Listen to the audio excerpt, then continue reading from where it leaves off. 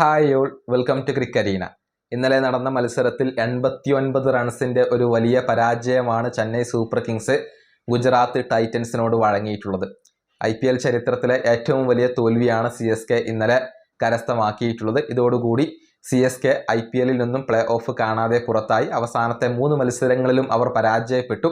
അതാണ് അക്ഷരാർത്ഥത്തിൽ ചെന്നൈ സൂപ്പർ കിങ്സിന് തിരിച്ചടിയായി മാറിയിട്ടുള്ളത്. ഏതായാലും ഈ സീസണിൽ ഒരൊറ്റ മത്സരം പോലും കളിക്കാൻ ധോണി തയ്യാറായിരുന്നില്ല.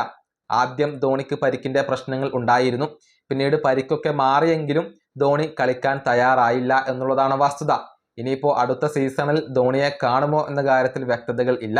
മത്സരശേഷം ക്യാപ്റ്റനായ ഋതുരാജ് ഗെയ്ക്വാദിനോട് ഇതേക്കുറിച്ച് ചോദിച്ചിരുന്നു. നിങ്ങളെപ്പോലെ എനിക്കും അറിയില്ല എന്നാണ് ഋതുരാജ് ഗെയ്ക്വാദ് പറഞ്ഞിട്ടുള്ളത്. അദ്ദേഹത്തിന്റെ വാക്കുകൾ ഇങ്ങനെയാണ്: നിങ്ങളെപ്പോലെ തന്നെ എനിക്കും അത് അടുത്ത വർഷം മാത്രമേ അറിയാൻ സാധിക്കുകയുള്ളൂ. ധോണിയുടെ അഭാവം ഞങ്ങളെ സംബന്ധിച്ചിടത്തോളം വളരെയധികം കഠിനമായിരുന്നു.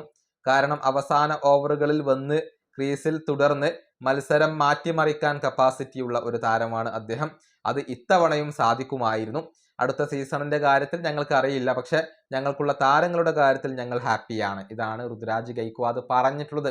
അതായത് ധോണി അടുത്ത IPL ഉണ്ടാകുമോ എന്ന കാര്യത്തിൽ യാതൊരുവിധ വ്യക്തതകളും ഇല്ല. അത് അടുത്ത വർഷം മാത്രമേ അറിയുകയുള്ളൂ എന്നാണ് ഇപ്പോൾ ഋതുരാജ് ഗെയ്ക്വാദ് പറഞ്ഞിട്ടുള്ളത്. ധോണി വിരമിക്കാനുള്ള സാധ്യതകളെ നമുക്ക് തള്ളിക്കളയാൻ കഴിയില്ല. കാരണം ഈ സീസണിൽ ഒരൊറ്റ മത്സരം പോലും കളിക്കാൻ ധോണിക്ക് കഴിഞ്ഞിട്ടില്ല. ഒരു വിടവാങ്ങൽ മത്സരത്തിന് പോലും അവസരം ലഭിച്ചില്ല എന്നുള്ളതാണ്.